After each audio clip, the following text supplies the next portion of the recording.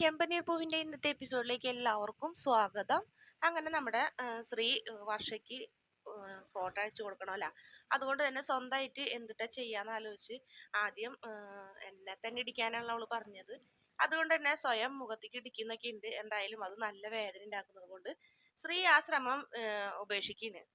പിന്നീട് വേറൊരു സൂത്രപ്പണി ചെയ്യുന്നുണ്ട്. സ്വന്തമായിട്ട് തലയിലൊക്കെ കെട്ടി അമ്മയുടെ കുങ്കുമൊക്കെ എടുത്തിട്ടുണ്ടെന്ന് കഴിഞ്ഞിട്ട് അത് തേച്ച് കണ്ണിന്റെ അവിടെയും മൂക്കിന്റെ അവിടെയൊക്കെ തേച്ച് ചുണ്ടിന്റെ ഇടയിൽ കുറച്ച് പഞ്ഞിയൊക്കെ വെക്കുന്നുണ്ട്.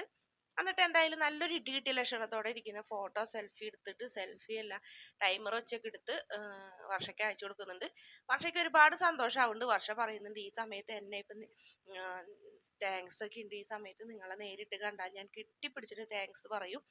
ഇനി നിങ്ങൾ എന്ത് പറഞ്ഞാലും ഞാൻ അനുസരിക്കും. അത്രയ്ക്ക് വേണ്ടപ്പെട്ടവനായി എന്നൊക്കെ പറയുന്നുണ്ട്. എന്തായാലും റെസ്റ്റോറൻറ്റ് എവിടെയാണെന്നൊക്കെ ചോദിച്ചപ്പോൾ പെട്ടെന്ന് റെസ്റ്റോറൻ്റ് ഒക്കെ പറഞ്ഞു കൊടുക്കുന്നുണ്ട്, വരാമെന്നൊക്കെ പറഞ്ഞപ്പോൾ എന്തായാലും റെസ്റ്റോറൻറ്റിലേക്ക് ഒരു പ്രതീക്ഷ വരും എന്നുള്ളൊരു പ്രതീക്ഷ തന്നെയാണ് കാണിക്കുന്നത്. പിന്നെ കാണിക്കുന്നത് സച്ചിനെയും രേവതിനെയാണ്. സച്ചിനെയും രേവതിനെയും മുത്തശ്ശി വേഗം തന്നെ രണ്ടുപേരോടും അമ്പലത്തിൽ നിന്ന് വീട്ടിലേക്ക് വരാൻ പറയുന്നുണ്ട്. വീട്ടിലേക്ക് വന്നിട്ട് പിന്നെ വീട്ടിലുള്ള കാര്യങ്ങളൊക്കെ നോക്കണം. ശാന്തി മുഹൂർത്തത്തിനുള്ള സമയം കുറിച്ച നിലയ്ക്ക് അതിനുള്ള തയ്യാറെടുപ്പുകളൊക്കെ എടുക്കണം എന്ന് മുത്തശ്ശി പറയുന്നുണ്ട്. അതിനിടയ്ക്ക് ചന്ദ്രനെയും രവിനെയും കാണിക്കുന്നുണ്ട്. ചന്ദ്രയുടെ വീട്ടിൽ സന്തോഷത്തോടെ പോകാനുള്ള കാര്യങ്ങളൊക്കെ നോക്കുന്നുണ്ട്. ഡ്രസ്സൊക്കെ പാക്ക് ചെയ്ത് കത്ത് അതായത് രവി നമ്മുടെ കത്ത് കൊണ്ട് പോണാണ്. കല്യാണം ക്ഷണിക്കാൻ പോണാണ്. ആ സമയത്ത് രവി പറയുന്നുണ്ട്, നാണക്കേടുണ്ട് കല്യാണം ക്ഷണിക്കാൻ പോകുന്നില്ല. എന്തിനു നാണക്കേട്? സുധീര കല്യാണം ക്ഷണിക്കാൻ പോകാൻ നിങ്ങൾക്ക് എന്ത് നാണക്കേട്? അല്ല ഇതിനു മുന്നേ നിന്റെ ബന്ധുക്കളെ വീട്ടിലൊക്കെ പോയി സുധീര കല്യാണം ക്ഷണിച്ചതെന്ന്, എന്നിട്ട് അവൻ ഓടിപ്പോയതല്ലേ എന്നൊക്കെ സുധീര മുന്നിൽ വെച്ച് പറയുമ്പോൾ സുധി ആകെ വിഷമിക്കുന്നുണ്ട്. ഇനിയും ഇവൻ ഓടിപ്പോയാൽ എന്ത് ചെയ്യും? ആ ഒരു പേടി എനിക്കുണ്ടെന്ന് പറഞ്ഞപ്പോൾ അവൻ അങ്ങനെ ഒന്നും ചെയ്യില്ല, ഞാനല്ലേ പറയുന്നതെന്നൊക്കെ പറഞ്ഞിരുന്നത്. ശരി നമുക്ക് പോകാന്ന് പറയുന്നുണ്ട്. അതിനുശേഷം ബാഗിൽ നിന്ന് അമ്മായിമ്മ തന്ന പൈസ എടുത്ത് കഴിഞ്ഞിട്ട് അളമാരിലേക്ക് വെക്കാൻ പോകുന്നുണ്ട്. ആ സമയത്ത് ചന്ദ്രയുടെ കൂട്ടുകാരി വിളിക്കുന്നുണ്ട്. എന്തായി അവിടുത്തെ ബാമണി വിളിക്കുന്നത്, എന്തായി പോയ കാര്യം, പണം കിട്ടിയെന്നൊക്കെ ചോദിക്കുമ്പോൾ പണം കിട്ടി, പണം കിട്ടാൻ ഞാൻ ഒരുപാട് കഷ്ടപ്പെട്ടു. ഇതിന് ശേഷം അടപ്പൂതിയതും തീ കത്തിക്കുന്നതും അമ്മായിമ്മരെ കാല് പിടിച്ചതും ചാണം മെഴുകിയതും എല്ലാ കാര്യങ്ങളും പറയുമ്പോൾ ചാണമാണ് എനിക്ക് ഏറ്റവും സഹിക്കാൻ പറ്റാത്തതെന്ന് പറയുമ്പോൾ, നീ അമ്മായിമ്മരെ കാലൊക്കെ പിടിച്ചോ? ഞാനും കൂടി വന്നേനായിരുന്നു, എന്തിന് ഞാൻ പണിയെടുക്കണമെന്ന് എനിക്ക് കാണാനോ എന്ന് ചോദിക്കുമ്പോൾ, അതല്ല ഞാനും കൂടി ഉണ്ടെങ്കിൽ നിന്നും സഹായിക്കാലോ എന്ന് പറയുന്നു. നീ ആ പൈസ ഒന്ന് മണപ്പിച്ച് നോക്കാൻ പറയുമ്പോൾ ആ പൈസ മണത്ത് നോക്കുമ്പോൾ ഇപ്പൊ ചാണത്തിന്റെ മണമുണ്ടോ എന്ന് ചോദിക്കുമ്പോൾ ഇല്ല, ചാണം കലക്കിയിട്ടുണ്ടാക്കിയ കാശാണെങ്കിലും നല്ല മണമുണ്ട്. ഇപ്പൊ 2 ലക്ഷം രൂപ എന്റെ കയ്യിലുണ്ട്. അപ്പൊ ശ്രുതിക്ക് സ്വർണ്ണം എടുക്കണ്ടേന്ന് ചോദിക്കുന്നുണ്ട്. ശ്രുതിക്ക് സ്വർണ്ണം എടുക്കണ പൈസ പോരാണ്ടാവും, ഇതിന് തന്നെ ഇപ്പൊ ഡ്രസ്സും താലിമാലയ്ക്കൊക്കെ വേണ്ടേ. എന്തായാലും ഞങ്ങൾ എന്റെ വീട്ടിൽ പോയിട്ട് വരട്ടെ, അതിനുശേഷം ആലോചിക്കാന്ന് പറയുന്നുണ്ട്. അങ്ങനെ അവർ പോകുന്നുണ്ട്. പിന്നെ വീണ്ടും കാണിക്കുന്നത് മുത്തശ്ശിനെയാണ്. മുത്തശ്ശിനെങ്കിൽ ഭയങ്കര സന്തോഷത്തിലാണ്.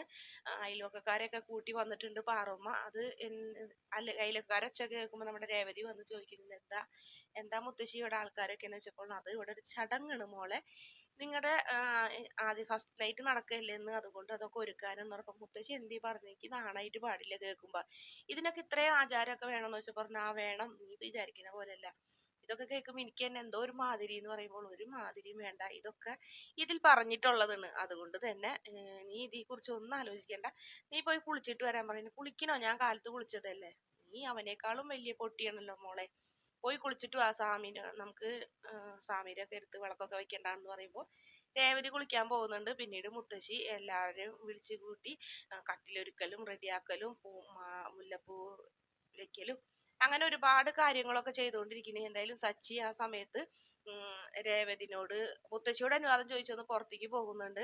പോകട്ടെ എന്ന് ചോദിക്കുമ്പോൾ മുത്തശ്ശി പറയുന്നുണ്ട്, പോകാൻ പാടില്ല, 6 മണിക്ക് നീ ഇവിടെ 6 മണി ഉണ്ടെങ്കിൽ നീ ഇവിടെ എന്തായാലും വേണം, 9 മണിക്കും 11 മണിക്കും ഇടയ്ക്കിന് മുഹൂർത്തം, അതുകൊണ്ട് തന്നെ നീ പോയാൽ വരില്ല, നീ വല്ല വെള്ളം കുടിച്ചാല് അതൊന്നും ശരിയാവൂല, ഇത് ഞങ്ങൾക്ക് ഇനി ഇത് നീട്ടി വെച്ച് കൊണ്ടുപോകാൻ പറ്റൂല എന്നൊക്കെ പറഞ്ഞ് അങ്ങനെ സച്ചിന്റെ കൂട്ടുകാരന്മാരാണെങ്കിൽ സച്ചിനെ കാത്തിരിക്കുന്നത്, എന്ത് ചെയ്യണമെന്ന് അറിയില്ല. അങ്ങനെ രേവതിയുടെ കൈയും കാലും പിടിച്ച് രേവതിയോട് പറയുന്നുണ്ട് മുത്തശ്ശിയുടെ അനുവാദം മേടിക്കാൻ.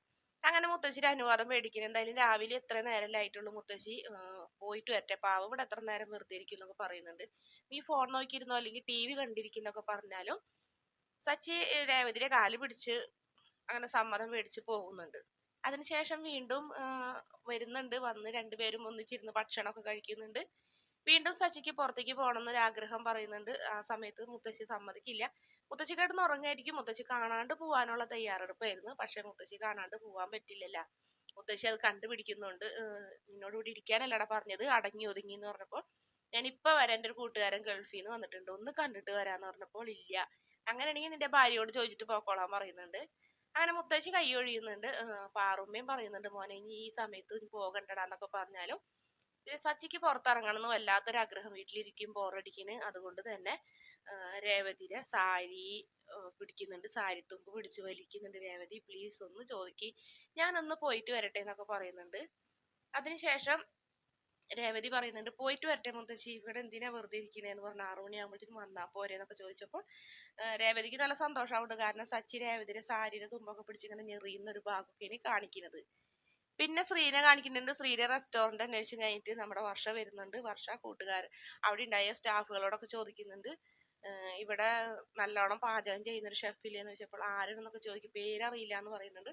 ഒരു ശ്രീയാണോ എന്ന് ചോദിക്കും. ശ്രീ എന്നാ പേര്, അതെ നല്ലോണം ഭക്ഷണമൊക്കെ ഉണ്ടാക്കണം, അതെ അങ്ങനെ ഒരാൾ ഇവിടെ ഉണ്ട് എന്നും പറയുന്നുണ്ട്. അതിന് ശേഷം വേറൊരാൾ വിളിച്ചിട്ട് ശ്രീതേ നിന്നെ കാണാൻ ഒരാൾ വന്നേക്കെന്ന് പറയുന്നുണ്ട്. അങ്ങനെ എന്താ തിരിഞ്ഞിക്കണേ, സംസാരിക്കാൻ, നിങ്ങളെ കാണാൻ ഞാൻ വന്നത്, നിങ്ങളെ എനിക്കൊന്ന് കാണണം, അത്ര നല്ല ഭക്ഷണങ്ങളെല്ലാം ഞാൻ കഴിച്ചുകൊണ്ടിരുന്നേനൊക്കെ പറയുന്നുണ്ട്. അങ്ങനെ ശ്രീ നമ്മുടെ പെട്ടെന്ന് തന്നെ തിരിഞ്ഞു നോക്കുമ്പോ കാണുന്നത് തിരിയുന്നുണ്ട്. വർഷ ആകെ ഞെട്ടുന്നുണ്ട്. വർഷ ആദ്യം യു എന്നൊക്കെ പറയുന്നുണ്ട്. അപ്പൊ എന്താ യു എന്ന് വെച്ചിട്ട് നമ്മുടെ ശ്രീ കളിയാക്കുന്നുണ്ട്. നീയാണോ റാസ്കൽ, നീ അപ്പൊ നിനക്ക് ഇടി കിട്ടിയിട്ട് നിന്റെ മുഖത്തൊന്നും കാണില്ലല്ലോ, അതും നീ എന്നെ പറ്റിച്ചതാണല്ലേ, നീയായിരുന്നല്ലേ, നീ എന്ന് അറിഞ്ഞിട്ടല്ല നീ എന്നെ ഫോൺ വിളിച്ചെന്ന് പറഞ്ഞപ്പോ സമാധാനപ്പെടുന്നൊക്കെ പറഞ്ഞ് വർഷയ്ക്ക് വെള്ളമൊക്കെ കൊടുക്കുന്നുണ്ട്. അതിനുശേഷം പറയുന്നുണ്ട്, ഞാൻ എങ്ങനെ നീ എന്നറിയാനാണ്, എൻ്റെ കസ്റ്റമർ ഒരിക്കലും നിങ്ങളൊന്നും വിചാരിച്ചിട്ടില്ല, പിന്നെ നിങ്ങളുടെ ഭാഗത്തുണ്ടായ തെറ്റുകളാണ്, ആ മുത്തശ്ശിനെ നിങ്ങൾ തട്ടിയിട്ടു, അങ്ങനെ ഒരേ കാര്യങ്ങളൊക്കെ ആ പെൺകുട്ടിക്ക് പറഞ്ഞ് മനസ്സിലാക്കി കൊടുക്കാനൊക്കെ നോക്കുന്നുണ്ട് ശ്രീ. പക്ഷെ അതൊന്നും തലേ കയറുന്നില്ല.